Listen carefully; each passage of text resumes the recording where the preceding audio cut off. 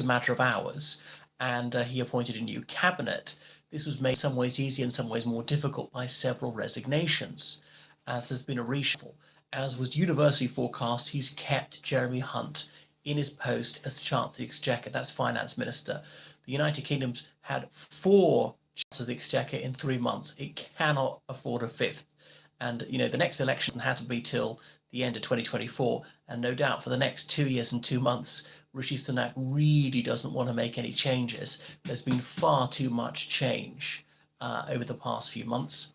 So he's demoted Therese Coffey, who was Deputy Prime Minister, and she's still in the cabinet, but with a lower post. He's brought back Dominic Raab, who's now Deputy Prime Minister, so reprising his previous role. And he's also serving as Lord High Chancellor of Great Britain and saying Dominic Raab, he's in danger. His Eshan Walton seat has got the Liberal Democrats breathing down his neck with only 2,000 votes because it was very relevant last time.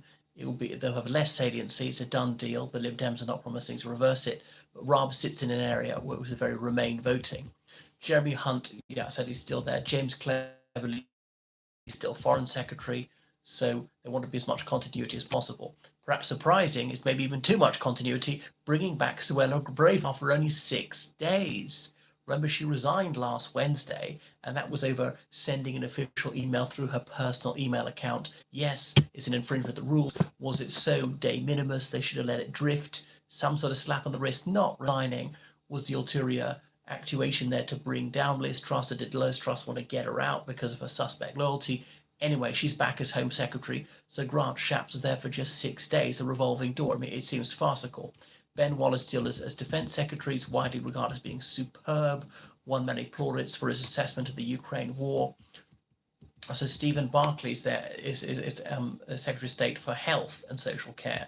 Oliver Dowden's brought back into the cabinet. He was Conservative Party chairman. He resigned in May this year over very poor results for the Conservative and Unionist Party. He's now Chancellor of the Duchy of Lancaster, which doesn't mean he has special responsibility for Lancashire. There's a bit of a sinecure.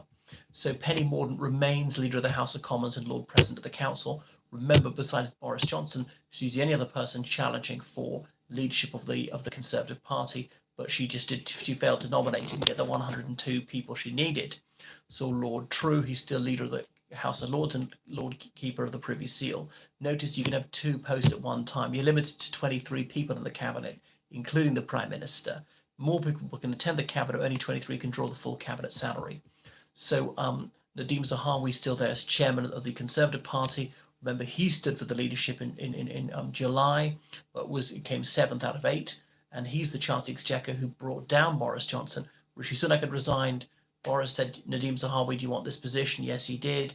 And then minutes later he said, and by the way, you've got to resign. Boris didn't want to lose 2 chances in one day. So he's minister without portfolio, as well as being party chairman.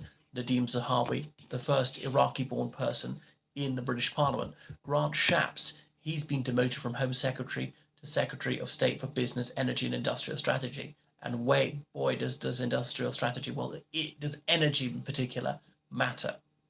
Okay, Michael Gove has returned to cabinet, sometime enemy, sometime ally of Boris Johnson. He's Secretary of State for Levelling Up Housing and Communities. Levelling up is the less developed areas of the United Kingdom are going to be boosted economically. The Red Wall, but many of the Red Wall seats that the Conservatives captured for the first time in almost a century in 2019 are sure to fall back into Labour hands.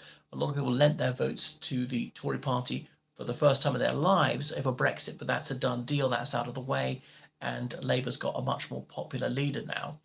Kemi Badenoch, she remains Secretary of State for International Trade, as well as being President of the Board of Trade and Minister for Equality. So she's kept there. Remember, she was a leadership challenger. She came 5th, if memory serves. So Mel Stride has been brought into the cabinet, Secretary of State for Work and Pensions. The previous holder of that office resigned. So Gillian Keegan, she's been brought in today as Secretary of State for Education when Kit Malthouse stood down, because if I got it right, 8 people resigned from the cabinet. So Therese Coffey, she's was the previous Deputy Prime Minister, and she's now Secretary of State for Environment, Food and Rural Affairs. So Mark Harper's been appointed to the cabinet as Secretary of State for Transport. Chris Heaton-Harris, he remains Secretary of State for Northern Ireland. He doesn't sit for an Ulster seat. The Secretary of State for Northern Ireland has never represented a constituency in that place. Now we've got Michelle Donnellan as Secretary of State for Media, Digital Culture and Sport. Okay, she retains her post. Alistair Jack, he's been in post for 3 years. I think he's a veteran of the cabinet. He's Secretary of State for Scotland, and indeed he does sit for a Scots constituency. So the Secretary of State for Scotland has always represented a Scots seat. That's not actually a legal requirement. The Welsh Secretary almost always represents a constituency in Wales. All right. So Simon Clarke, for example, he's no longer Chief Secretary of the Treasury. He's that 6'7" chap who represents a seat in North East England, the only one in 2017. But that's a sort of red wall seat. It's unlikely he'll be able to retain that next time. He's still a very young man who was lucky enough to know me. He was at my college. Anyway, Simon Hart, he's Parliamentary Secretary to the Treasury. Okay, so he's just been appointed, not very well-known MP for a Welsh constituency. Ed Arger, whom I knew as well, he's now Chief Secretary of the Treasury. Okay, so he's not terribly well-known. These are the people who attended cabinet, not actually cabinet ministers as such. Michael Ellis retains his post as Attorney General for England and Wales and Advocate General for Northern Ireland. Okay, so Chris Philp, he retains his post as Minister for the Cabinet Office and Paymaster General. The Cabinet Office coordinates between all the departments. There is no Minister of State for Development. That post has fallen vacant, yet to be filled. Tom Tugendhat, who challenged for the Conservative leadership this summer and did quite poorly, came fifth, was it? He's Minister of State Security. He keeps that post. James Heapy's been there for 2 years as Minister for Armed Forces and Veterans. And Graham Stewart, he retains his post as Minister of State for Climate. So he's meant to represent both the right and the left of the party, former Remainers, former Leavers and so on, people who backed Rishi all the way, people who backed Boris Johnson, some people who backed Penny Mordaunt, including Penny herself, former leadership challengers of the eight who went for it this summer. Suella Braverman's in the cabinet, or Rishi himself is in the cabinet, Nadeem Zahawi's in the cabinet, Tom Tugendhat's in the cabinet, Kemi Badenoch's in the cabinet, Suella Braverman's in the cabinet, Liz Truss is not in the cabinet, it's Nadeem Zahawi. So I've got that right, 7 out of the 8. So no rancor, we're all one team. The Conservative Party's got to stop speaking to itself, no longer be diverted by its internal squabbles, but just get on with the business of government. So people are actually sick and tired of that. They're fed up to the back teeth with this Conservative civil war. And the Conservative Party knows it's got to work together or be absolutely annihilated in the forthcoming general election. So people want to hear less squabble and noise and just the noise of hard work, really. So that's it. Now, curiously, it's actually less ethnically diverse than it used to be, because there are only 5 non-white people in the cabinet, whereas there used to be, I think it was 8. And as for women in the cabinet, let me count them. There's 1, Michelle Donnellan, Therese Coffey, Gillian Keegan, that's 3, Kemi Badenoch, that's 4, 5, Penny Mordaunt, and 6, Suella Braverman. So there's actually only 6 out of 23, whereas it was 7 out of 23.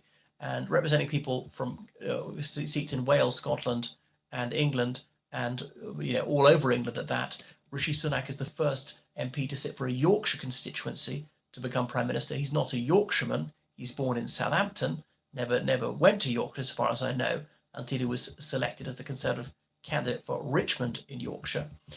So Yorkshiremen have been Prime Minister before, but they haven't sat for a Yorkshire seat.